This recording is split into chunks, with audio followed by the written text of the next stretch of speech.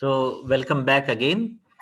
I was talking about protonation and what is protonation or deprotonation. In chemistry, protonation is addition of proton to an atom or molecule or ion forming conjugate acid. Okay, and this is typical example of protonation, right? So protonation can be done by any acid, right? So this is H2SO4. So whenever you will be adding H2SO4 in H2O in water, we call it as a protonation of water by sulfuric acid, and this is the possible reaction, right? uh, this S3O plus and HSO4, right, minus, these two cations and anions are going to be generated, right, whenever you have the protonation of water by using sulfuric acid, okay, by using H2SO4. So like that, you can use any acid of your desired to have the protonation of water. That is why whenever you will be doing the polymerization by using electrochemical polymerization, you need to use any one of the acid for deposition, right? Okay. This is again another diagrammatic representation of protonation and deprotonation. You can see here, this is basically ZnNO3 dissolved in the water. This is copper electrode, and this is zinc electrode, right? Copper electrode is connected to the negative terminal of the battery, and the zinc is connected to the positive terminal of the battery. Now, here it has been mentioned that here there will be reduction taking place, and here there will be oxidation taking place. Now, like what is reduction? I told you earlier, reduction means gain of electron, and oxidation means loss of electron, right? So here the reduction is going to be taking place. The electron is going to be gained. There would be gain of electron. As a result of that, you can see Zn, because we want to deposit the zinc. Okay, so Zn2 plus unstable cations, right? So we want stable Zn, right? So once we gain the electron here, right, as a result of that, how many electrons are gaining? 2 electrons. As a result of that, the zinc is becoming stable, and it is going to be deposited here by using reduction process. So by here, the zinc is getting deposited by means of reduction process. Now if you look at here, this is a oxidation process. Here this is oxidation process on the on this electrode. There will be oxidation process taking place. Let me remove this here.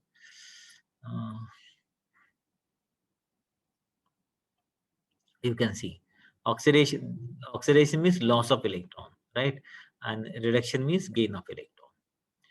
Okay, now let me tell you what are different electrochemical deposition methods. But as I mentioned earlier, I'm not going to explain those methods, because I am here to explain you three important electrochemical deposition method, as I told you earlier. Constant voltage, potentiostatic, constant current or galvanostatic, and cyclic voltammetry. Now, as far as cyclic voltammetry is concerned, in case of cyclic voltammetry, in case of constant current, you will be applying constant current, and resulting potential is going to be recorded during deposition. At galvanostatic, so that is called as galvanostatic, constant current or galvanostatic. In constant voltage or potentiostatic, you will be applying constant voltage, and resulting current is going to be recorded. And in cyclic voltammetry, we will be scanning the voltage, right, from, let us say, +2 to -2. That would be window. You can scan, you can vary the voltage between +2 to -2, and resulting current is going to be recorded. This is a typical CV. This is a typical CV. Like you can see here, from 1.3 to 1.1. So you will be scanning your voltage from zero point 0.3 to 1.1. One cycle, for one cycle, it will give you oxidation and reduction peak. This is oxidation peak and this is reduction peak. This is a typical cyclic voltammogram. We call it as a cyclic voltammogram, CV. This is a typical cyclic voltammogram. Okay.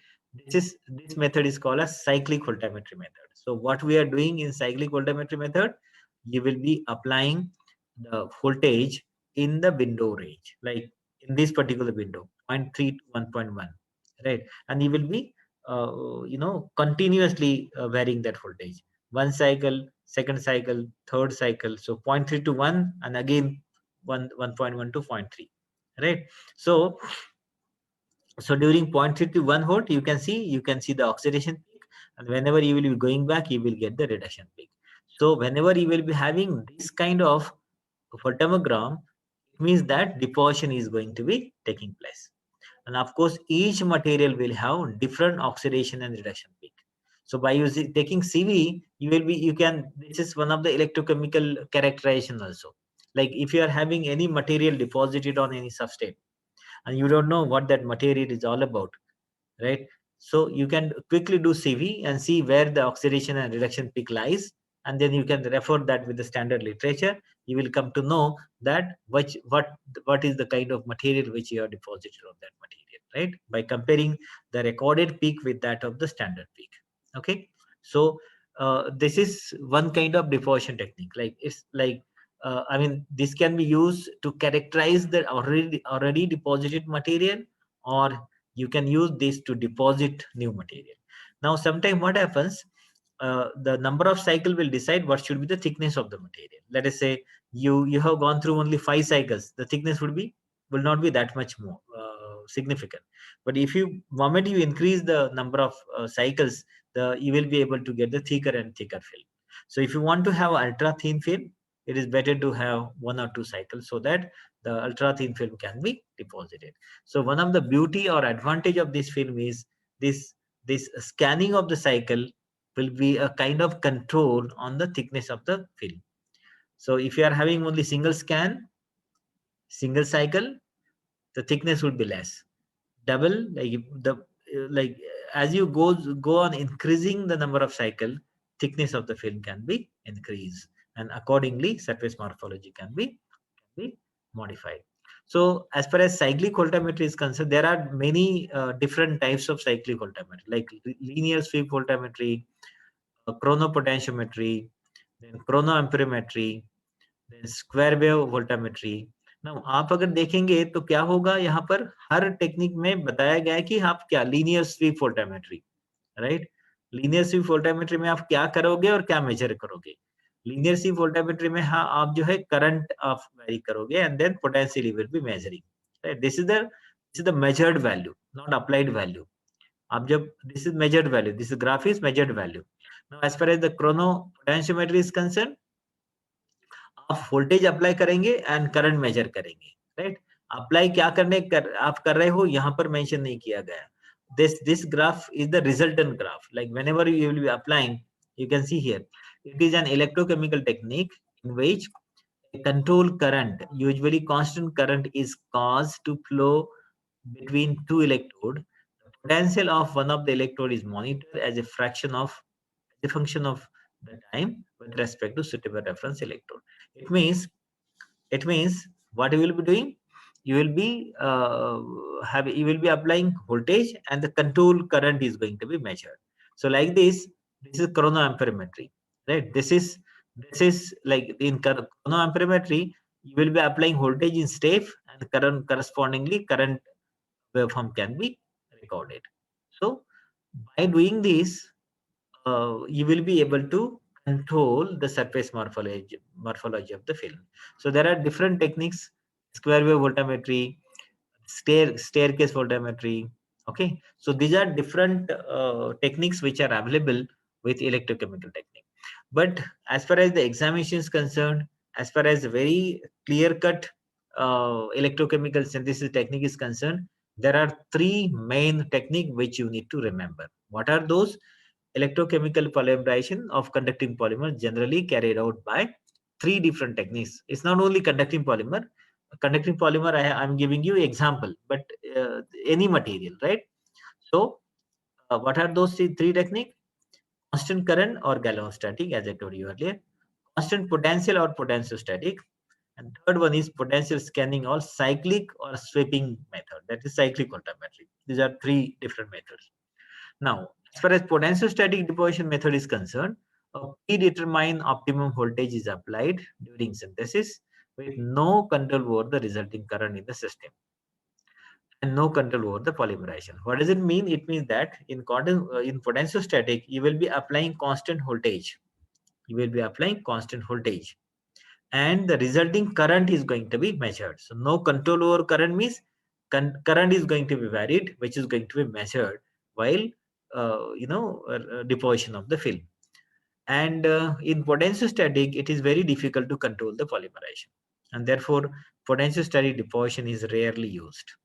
Whereas galvanostatic deposition is a kind of electrochemical deposition technique which has got lot of control. What we are going to do in galvanostatic deposition? A fixed oxidation current is supplied with no control over the resulting potential. Here in potentiostatic, fixed voltage is being supplied. In galvanostatic, fixed oxidation current is going to be supplied, and the resulting voltage is going to be measured. Galvanostatic method is more widely used because it provides more control over the film thickness, and it is reproducible too. It means if you really want to control thickness of film, thin film, galvanostatic method is going to be a wonderful technique to control the surface morphology. Galvanostatic method enables more uniform polymer matrix. Like, I mean, as far as uniformity is concerned, it can be like more control in uniformity can be achieved by using galvanostatic technique. This is typical curve for galvanostatic. As I mentioned earlier, what happens in galvanostatic?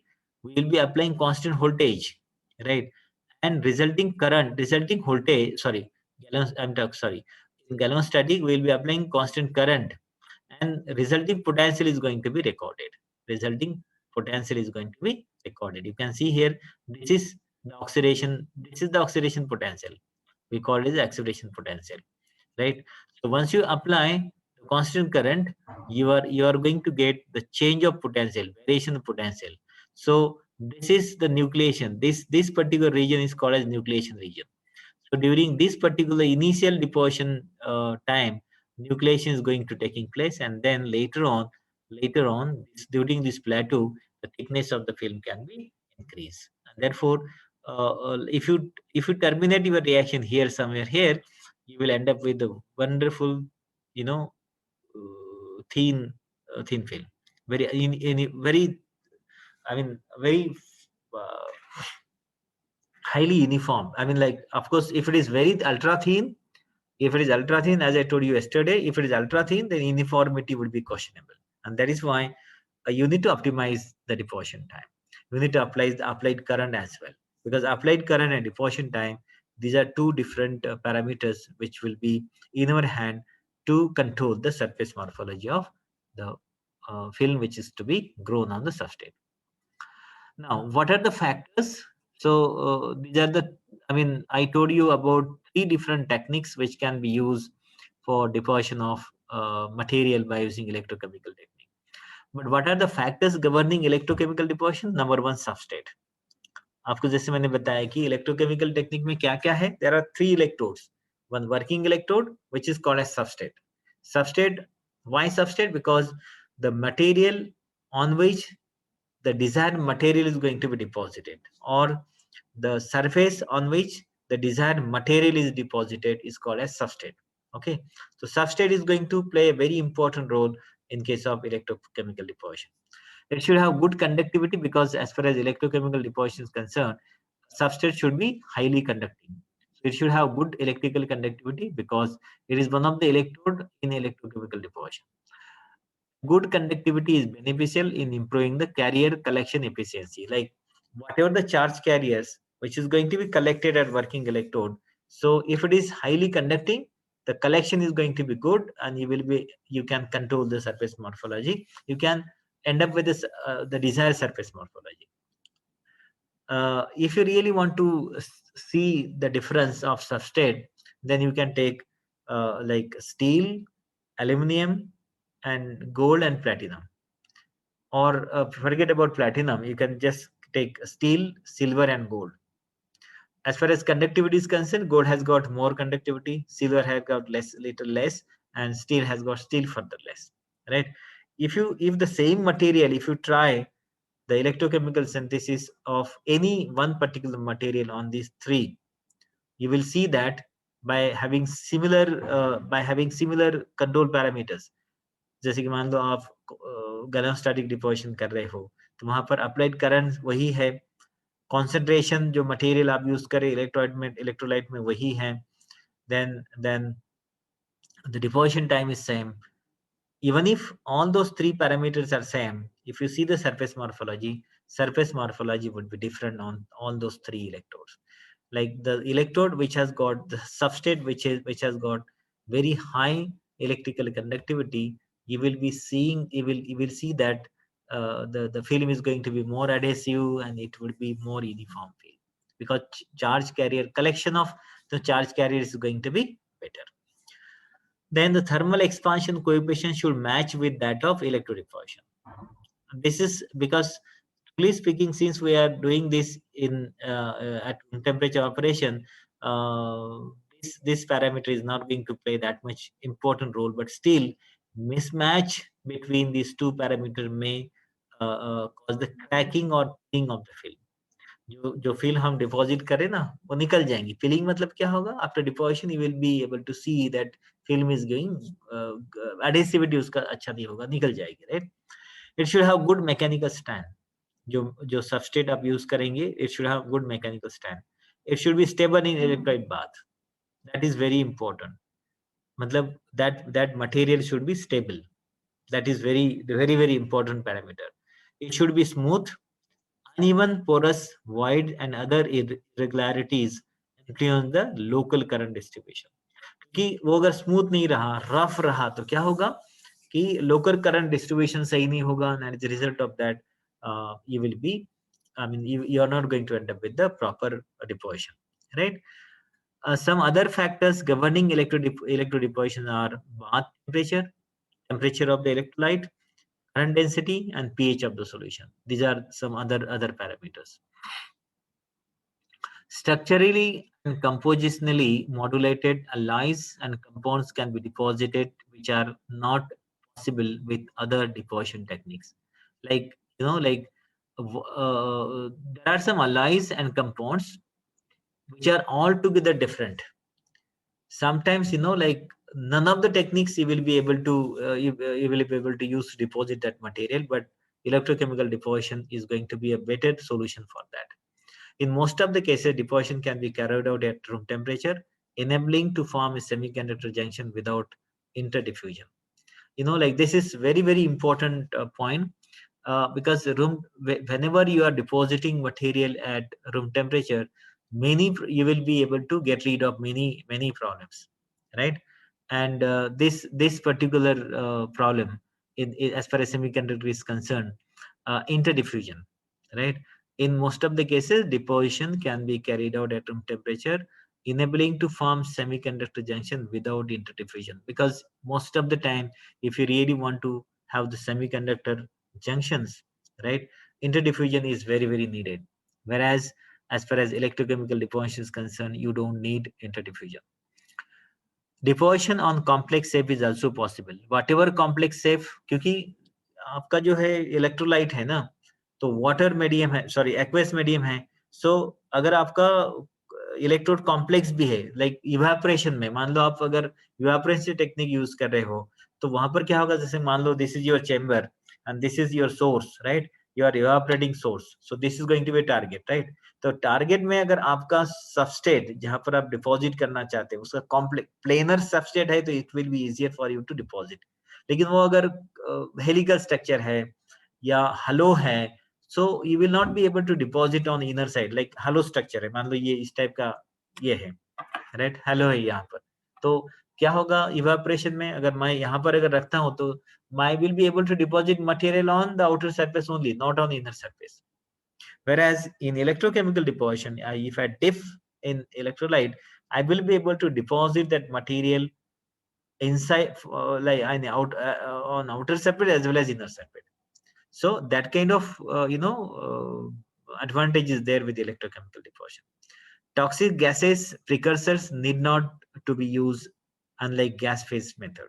In case of like all CVDs, whatever CVDs we'll be discussing in maybe most likely next lecture, there you need hazardous precursors. Whereas in case of the electrochemical deposition, you don't need any hazardous precursor.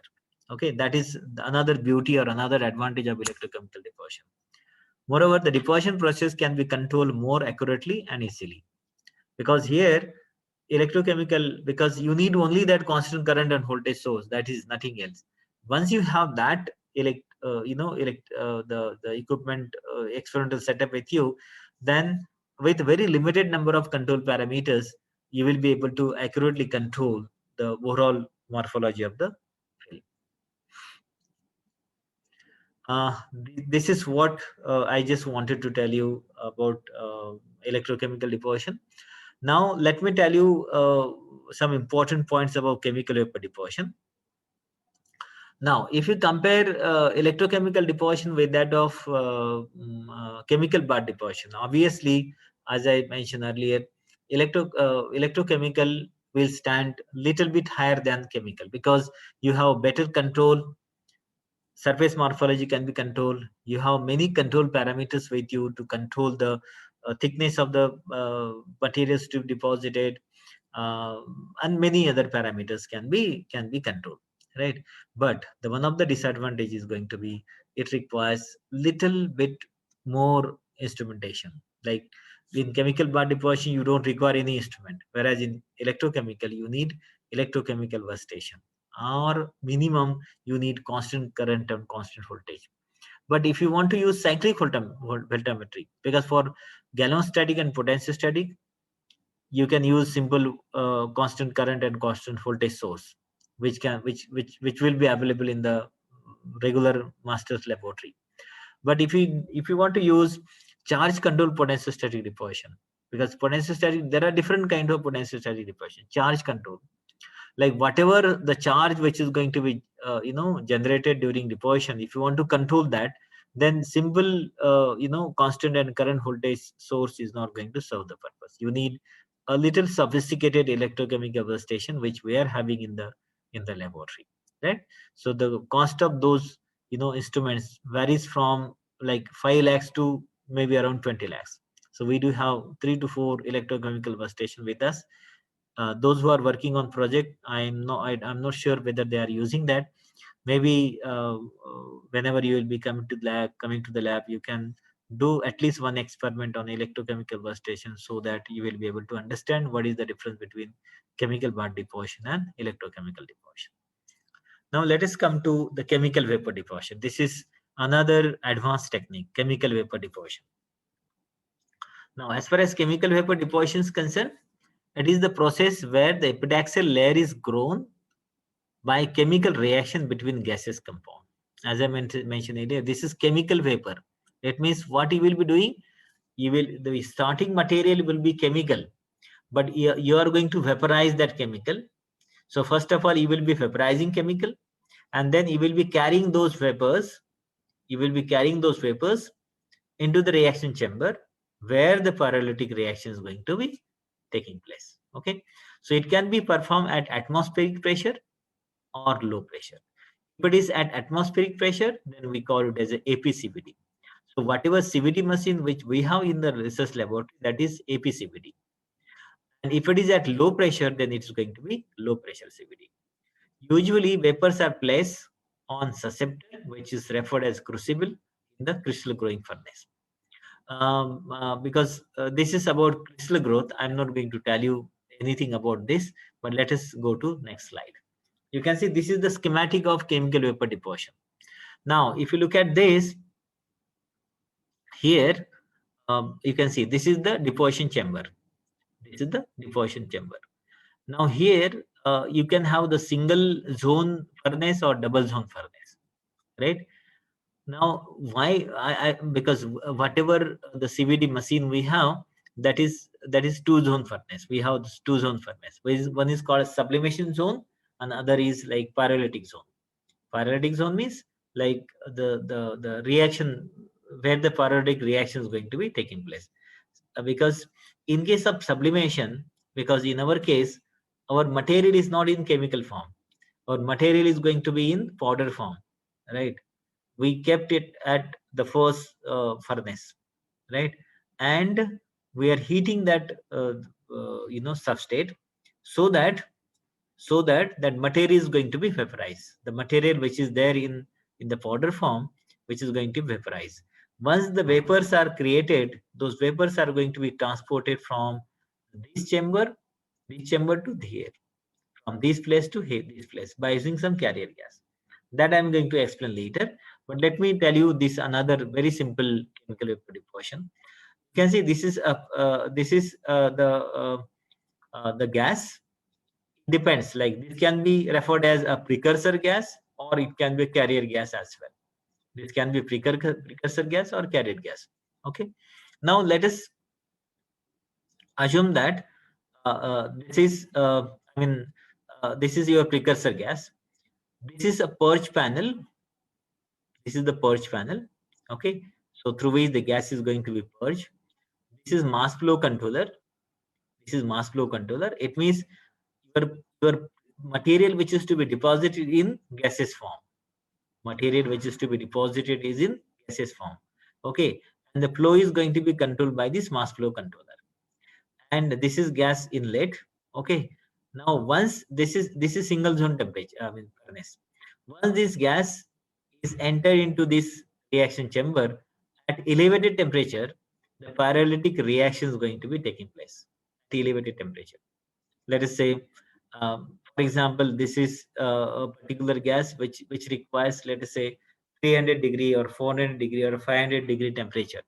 Okay, at this time, what will happen? Those vapors are going to be uh, pyrolytic reaction is going to be taking place, and material is going to be deposited on the substrate. Okay, so here somewhere substrate is going to be there, and the some gases are going to be evolved. Whenever you are having pyrolytic reaction taking place, some gases are going to be evolved. जैसे कि अपन like whenever you are cooking in your home also, some vapors are going to evolve, and that is why you need like the exhaust in the kitchen, right? So those gases are going to be, you need to have the proper exit of those gases. These are the exhaust pump, so that the gases are going to be properly evacuated in the open environment.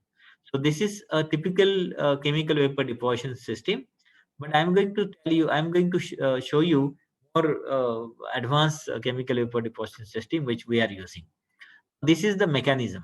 This is the mechanism. Okay. You can see here, number one, this is diffusion of reactant to the surface. Here, what happens? Whatever material which is going to be deposited, that need to be diffused first. Okay, that need to be diffused first. So this is first step as far as the CVD mechanism is concerned. Then absorption of reactant onto the surface. Then second, here once it is, this is substrate, like once it is diffused, is going to be, next step is going to be absorbed on the reaction surface. And then there would be chemical reaction takes place.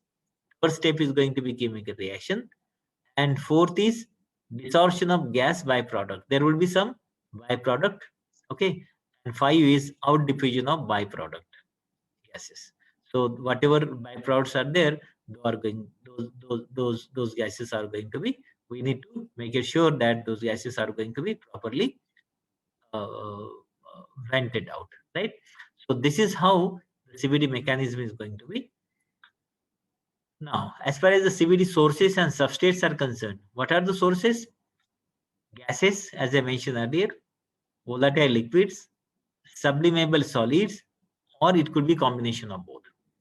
I mean, sources means what? What would be your initial material? Like one could be gases, like your initial material itself is going to be in gaseous form. You can transport that in the reaction zone, and at elevated temperature, reaction is going to be taking place. Or you can have volatile liquid. Okay, you can vaporize it by passing dry air or any gas, purging gas. you can vaporize it. Those vapors are going to be transported by using again carrier gas, and then some reaction is going to be taking place. Or you can have sublimable solid. In sublimable solid, what will happen? You will be heating that, so that that material is going to be at sublimation some temperature, that material is going to vaporize, and those vapors are going to be transported by again carrier gas. Or you may have the combination of both, right? Source material should be stable at room temperature. These are some requirement. Sufficiently volatile, high enough partial pressure to get good growth rate, because if you don't have high partial pressure, then growth rate is not going to be good. Reaction temperature should be less than melting point of the substrate. कि क्या होगा ना, उसका reaction temperature अगर melting point से ज्यादा रहेगा तो substrate is going to be melt out. So whatever reaction temperature is going to be there for that material, that should be less than melting point of the substrate which is being used. It should be able to produce desired element on substrate with easily removable byproduct. तो जब भी कोई reaction, pyrolytic reaction होगा, तो there will be some byproduct coming out. So those byproducts should be easily removable. So that kind of source material needed, and it should have low toxicity. That is very, very important. If it is more toxic, then there would be more danger. What are the requirement of sources? Sources need to consider absorption and surface reaction, right? For example, tungsten substrate, right? Deposit on Si but not on SiO2. I mean, not substrate. WF, tungsten hexafluoride.